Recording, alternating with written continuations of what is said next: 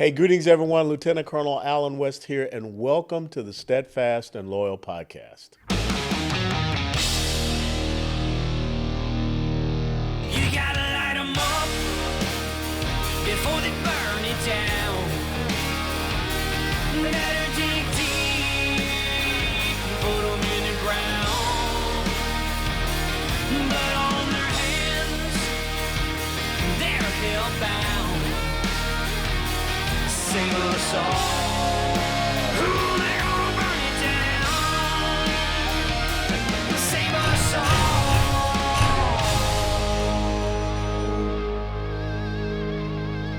before they burn it down.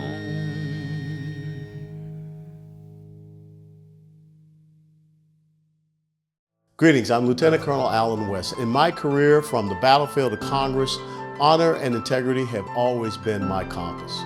When it comes to building a precious metals portfolio for my family, I choose United Patriot Coin.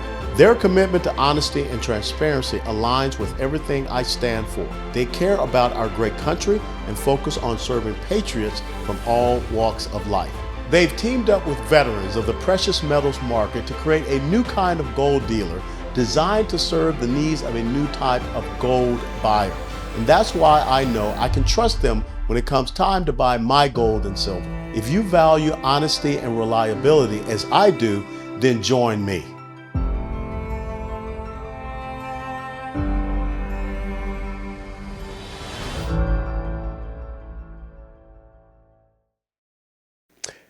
Well, it appears that we are set for a rematch. I mean, you have rematches in the Super Bowl, and you have rematches in wrestling and rematches in boxing and everything. Well, it looks like a political rematch. Donald Trump has secured the nomination as the Republican nominee for president, 2024 election cycle. And Joe Biden appears that he has it secured as well. But as our dear friend Lee Corso over at ESPN would say, not so fast, my friends. And I think a lot of us would agree with that. That, it may be set for Donald Trump as the presumptive Republican nominee, the Republican nominee. He's won enough delegates. He will continue to win the remaining primaries, but definitely Super Tuesday this month of March has put him over the top. But I just don't think that the Democrats have settled. The progressive socialists left, as we can call them that. Yes, you got Robert Kennedy Jr. out there. I don't know what Joe Manchin and no labels are going to do. Probably nothing. The Cornel West is out there and, a few others. But what's going to happen with the Democratic convention in Chicago? I think it was 1968. At the Chicago Convention for the Democrats, they had that huge riot. Maybe heading there again. There was a recent article that came out written by Kathleen Parker, pretty well-known journalist, Pulitzer Prize winner, Washington Post. And in her article, an opinion piece, let me get that right, Ms. Parker asked for the Vice President, Kamala Harris, to step down, to resign, for the good of the party and for the good of the nation. You really think that Vice President Kamala Harris is going to say, yeah, you're right, I suck. I'm just going to step down. I'm not going to do this thing. I was told to be the czarina of the border, and, I flopped that one. Everything that I've been told to do, I pretty much so flobbed it. When I get out and speak, people can't understand what I'm saying. I'm all over the place. I can't keep a decent staff. So, yeah, you're right. I should step down. But Ms. Parker's article is very to the point. And it goes at the very essence of the consequences of identity politics. Kamala Harris, just the same as Ketanji Brown Jackson, just the same as the president of Harvard, just the same as Fani Willis, just the same as all. They check boxes. black, female, whatever. But are they really qualified? See, that's what this whole equity thing is about. Identity politics, equity, equity, equity. It's about the equality of outcomes. And when you really think about it, to me, it's disrespectful because it's looking at the color of the skin, not the content of character, nor the intellectual capability and capacity. But we just want to check boxes.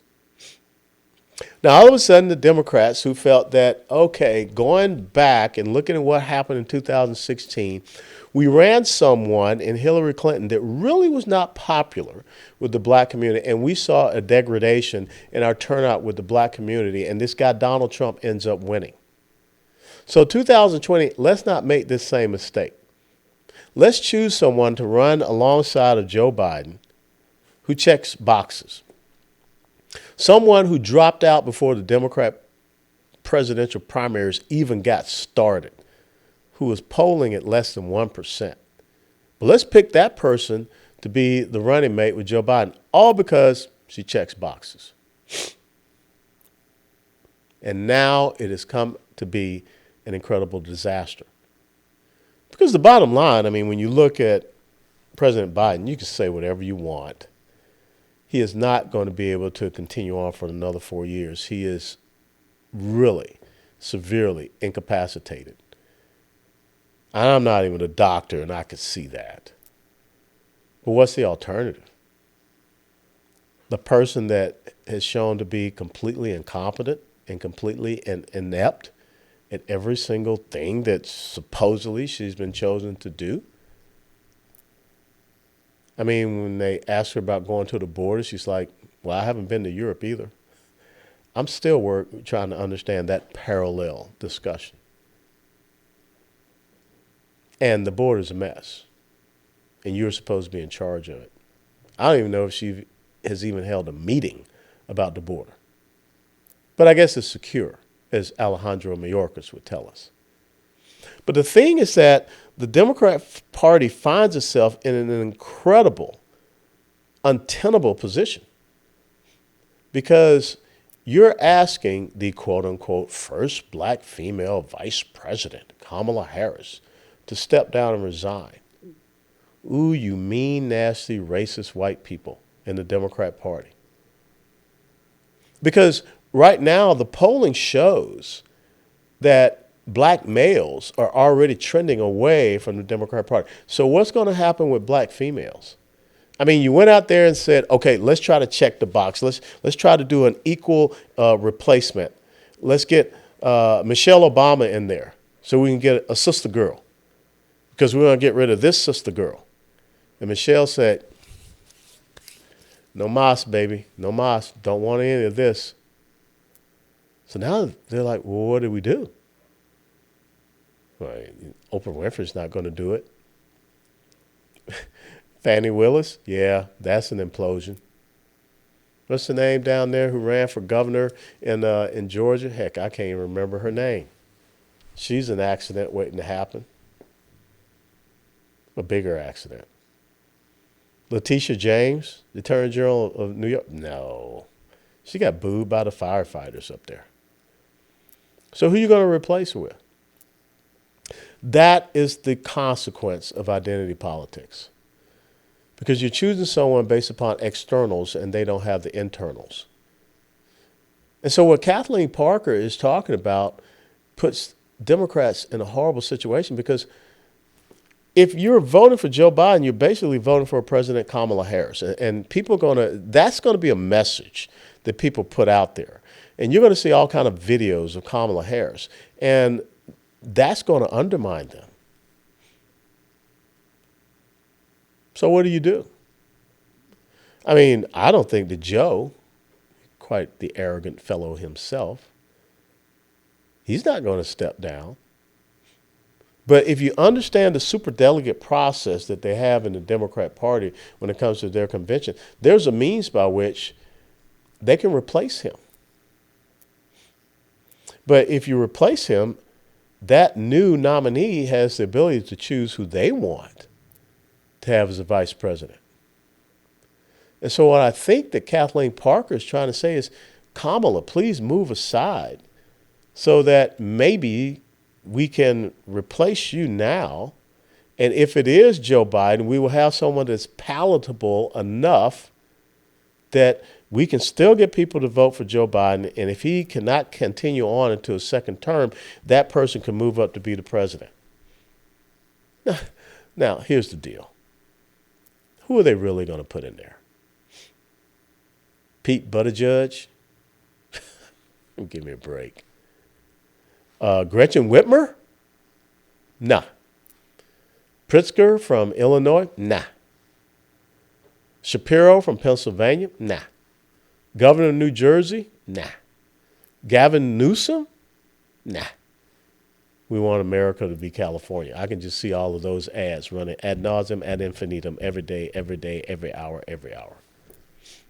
So really, where the Democrat Party, the progressive socialist leftists, these Marxists find themselves is in a rough spot because they played identity politics the whole time.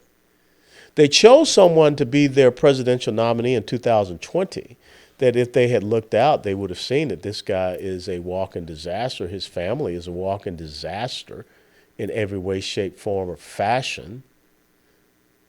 They're corrupt. You hid him down in the basement. You didn't have him come out, and now he just seems that somebody's pulling his strings. You can juice him up to come out and do a State of the Union address, but as you saw in that 1 hour, 17-minute address, by about, minute 50, he started to wane very, very badly. And you still see that consistency. You cannot look at the policies. You can say all the things that you want, but the American people don't think the economy is going well. Our energy security has been decimated. Our national security has been decimated. We have more illegal immigrants, single military-age males in this country than we have active duty in our Army and Marine Corps. That's not a good thing. Our border's a mess. Human and sex trafficking all over the place. The globe is a mess. All of these wars and continued hotspots. So what is Joe Biden really going to stand up there and make us feel good about? Oh, that's right. We got to protect democracy, even though they're the greatest purveyors of undermining our democratic processes. And we've got to make sure that we can continue to, mutilate, dismember babies in the womb up until the time of birth and even afterwards. Yeah, that's supposed to be a winning issue for the American people. No. And so Kathleen Parker, in her article in Washington Post, asking Vice President Kamala Harris to step down, to resign for the good of the nation and the good of the party, this really shows publicly now that there's a bit of fretting going on. Now, I know. I mean, I get asked so many times, how can I vote for Trump? God, Trump. You got to bifurcate this. You're not voting on personality. You're not voting in a popularity contest. You're voting for the policies that will restore this constitutional republic. It's national sovereignty. It's economic superiority. It's energy independence and dominance. It's strong military ability and might. It's very forward and focused and principled foreign policy. Securing our border. Protecting parental rights and educational freedom. All of those things. And life. So, when the left picks the word bloodbath, which really they've taken out of complete context because he was talking about a bloodbath for the automobile industry because China is looking to build all of these plants down in Mexico and then ship their cars here to the United States of America. Because they know, Xi Jinping knows, he owns Joe Biden. Democrat Party's not going to do anything about it. You listen to the words of Chuck Schumer. That's an indicator of where the Democrat Party is and how they feel. They would rather see a designated Islamic terrorist organization, non-state, non-uniform Islamic terrorist organization that attacked a sovereign nation, just happens to be our best ally in the Middle East. They would rather side with them than our best ally in the Middle East. And this comes from the senior Jewish member of Congress, Chuck Schumer. So they're just really in a whole heap of mess. Now, here's my recommendation to the Republican Party, and it goes back to a quote from Napoleon. Never interfere with your enemy when he is destroying himself. Let me repeat that. Never interfere with your enemy when he is destroying himself. So to Senator James Lankford and all those Republicans that want to sign on with a border control legislation, that's a violation of Napoleon's maxim. Joe Biden created this issue on our border. Don't. I'm seriously, don't. Don't try to give him the get out of jail free card. Just continue to have the press conferences. Just continue to line out the 90 plus executive actions and orders unconstitutionally that he did to get us to this position with our border, which is affecting our economy, which is affecting our domestic security, which is affecting our national security, which is affecting our educational systems, which is affecting our healthcare systems. Lay that out. Policy, principles, values. But don't fall into their U-shaped ambush, which is something that Republicans will always do. Somehow they find a way to steal defeat from the jaws of victory. But if you read and see what is happening right now, when you read this article by Kathleen Parker, the Washington Post prints an op-ed piece asking for the sitting vice president to step down. Maybe we'll see something like what happened with Lyndon Baines Johnson. I doubt it, again, because I think Joe Biden is too arrogant. Where Johnson said, I'm not running again. If that were to happen, then that would free the Democrat Party to go out there and try to find someone else. Now, in doing so, remember what I said, their policies, their direction is not going to change. I don't care who they put up as the president and vice president in this election cycle. This is who they are. And this is the fundamental transformation of the United States of America, as according to the puppet master, Barack Hussein Obama. When was the last time you saw a president not leave Washington, D.C. when their presidency was over? Tells me something. So there's a disarray that is going on with the Democrat Party. Unlike Midas, who everything he touched turned to gold. But then it kind of got bad because, there's certain things you don't want to turn to gold. Everything they touch turns into crap. And the American people are seeing it, they're feeling it, and it stinks. And when the Washington Post allows an opinion piece by a Pulitzer Prize winning journalist, writer, asking the sitting vice president to step down, that shows you that they're realizing identity politics didn't work. It doesn't work. Maybe they don't want it to work anymore. And they're realizing that fault, that failure, that shortcoming. So what we need to do is start to understand that social egalitarianism, this thing where, there's a group of people that think, we can make everyone equal.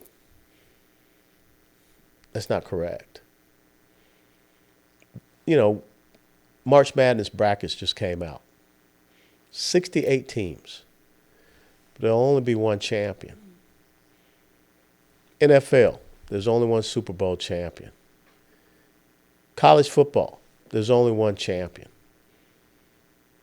So when you try to erase excellence, being with eliminating valedictorians and salutatorians and getting rid of national merit scholarships, then you advocate mediocrity. And I think what Kathleen Parker's op-ed piece in the Washington Post says to us, really, mediocrity sucks. It doesn't work. And that's where the Democrat Party finds itself. They didn't just lower standards. They just said, we don't have any. We just want to check off boxes. And now they're trying to jettison dead weight. This is an opportunity for our country to learn. What did Barack Obama once call it? A teachable moment. It couldn't happen to a better group of folks who are trying to make the United States of America a bunch of C and D students. I say America is all about A students, A+ students. And government should be enabling us to, shall I borrow the phrase, be all you can be. But when we have the ideology of accepting something just upon the external, and really that's kind of what this affirmative action thing is about. Kamala Harris is there because of a grand experiment in affirmative action. We want you for your color. We want you for your external characteristic. We don't care that you don't make a standard. We don't care that you don't have a certain level of competence. We just want you because of that. And to me, that's the most racist, discriminatory, soft bigotry of low expectations that you could ever have. That's why I wouldn't want to be a part of that party. So when people say that, Wes, you're sellout, Uncle Tom, and all of these things, shove it. Because you know what? My mom and dad taught me one single thing. And it's in a wood carving in my house, in my office. Find out what the standard is and exceed it. The consequences of identity politics is that there is no standard. You're based upon your externals, and it sets you up for failure, which is why Kathleen Parker's opinion piece in the Washington Post is asking for Kamala Harris to resign. Think about that. Do you want to be just a check in the box and get a participation trophy? Or do you want to know that I earned it? Steadfast and loyal. Before they burn